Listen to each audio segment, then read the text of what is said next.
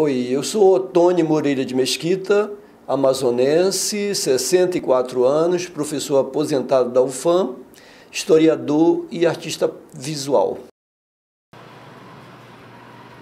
Um manto cinzento cobriu sua potência de vontade. Os espíritos, olhos em vigília, não guardavam estas cerimônias rituais, não alegravam nada.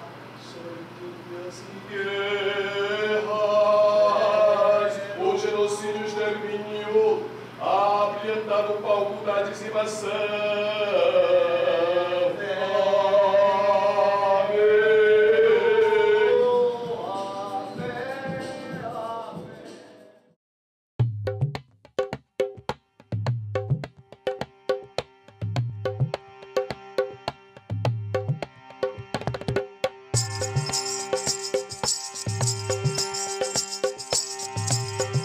Bom, na minha infância foi em Manaus, quer dizer, eu nasci na beira do rio, Altaz, mas vim para Manaus com 1 ano e meio, então algumas primeiras coisas que eu possa lembrar são passadas aqui. E ali na Avenida Irão, no bairro Presidente Vargas, que quando eu cheguei aqui era ainda o Morro do Tucumã. E desde que eu me entendo eu desenho. E eu já desenhava muito antes de escrever. Eu gosto de frisar bem que não existia essa relação ou de uma coisa, fazer arte ou ser artista. Isso era fazer uma coisa que era descontrolada, compulsiva, natural da pessoa, como se fosse respirar. É uma coisa que eu trouxe comigo, talvez, não sei, por alguma influência, e tinha alguma necessidade, basicamente, de ficar desenhando, se encantando com as imagens.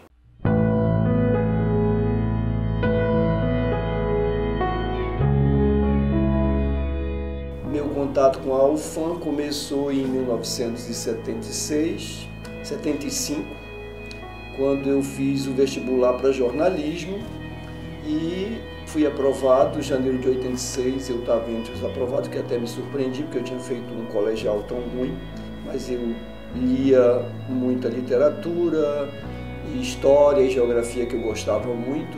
Eu cursei jornalismo, concluí em 79, que foi um período muito rico para mim, dinâmico, dos contatos, do conhecimento, de me sentir mais integrado ao mundo, porque se antes eu tinha basicamente o cinema e o colégio, a escola, o ginásio, o colegial, mas não havia uma profundidade, talvez eu tivesse até pretensões, mas na universidade eu comecei a ter uma expectativa maior com o mundo, de esperar melhores coisas, que naqueles anos 70 a gente acreditava no mundo melhor e havia uma coisa meio tribal entre as pessoas, de crer e trabalhar, né? Tinha aquela inspiração que talvez viesse lá do movimento hippie, né? De acreditar no mundo melhor. Depois de ter concluído jornalismo, eu consegui uma bolsa, que era um valor insignificante, mas que era fundamental para a minha sobrevivência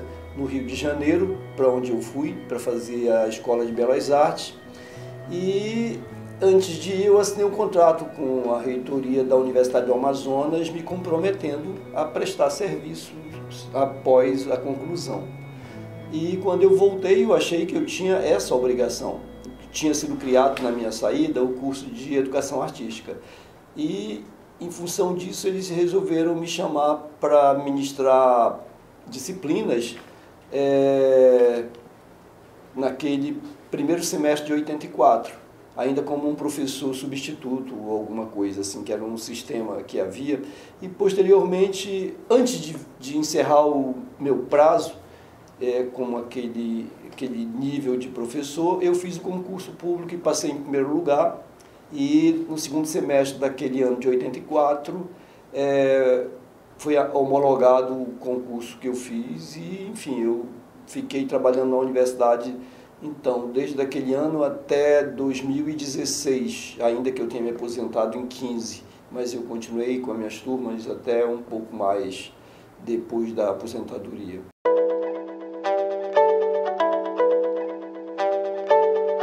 minha carreira artística nunca foi algo muito premeditado, quer dizer, nunca foi premeditada. Eu costumo chamar atenção para isso. O meu processo é um processo intuitivo. Ele vai se desenvolvendo, veio do desenho, pela pintura e volta para o desenho sempre. Posteriormente eu saí do óleo para o acrílico, depois para a gravura, e dentro da gravura os vários tipos de gravuras, da madeira, que é a xilo, do metal, da litogravura, que é a que eu mais gosto e que é mais impossível de fazer aqui na nossa região. E depois disso, os materiais experimentais, as instalações, as performances, vídeos, fotografias. Eu penso que o artista contemporâneo, que eu me considero um artista contemporâneo, alguém que investiga, que trabalha com diferentes materiais, em diferentes espaços, diferentes linguagens, é isso. E nem tenho predomínio sobre um ou outro. Eu tenho pintura, mas tenho várias outras coisas, assim como eu tenho muitos escritos, e nem por isso meu trabalho é caracterizado por isso, que a maioria das pessoas, quer dizer, quase ninguém conhece meus textos. É o que eu digo para os meus alunos sempre, que não é produzir para uma exposição ou para venda. Um artista produz, um pesquisador pesquisa.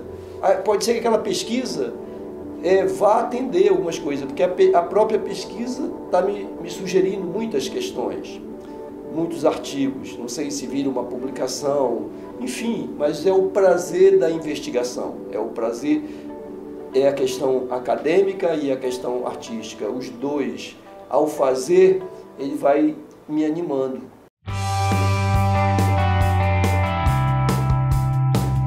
Das coisas que eu fiz depois da aposentadoria, foi dispor mais do tempo para mim mesmo, de me organizar, cuidar um pouco mais da saúde, que também talvez eu não tenha cuidado muito bem.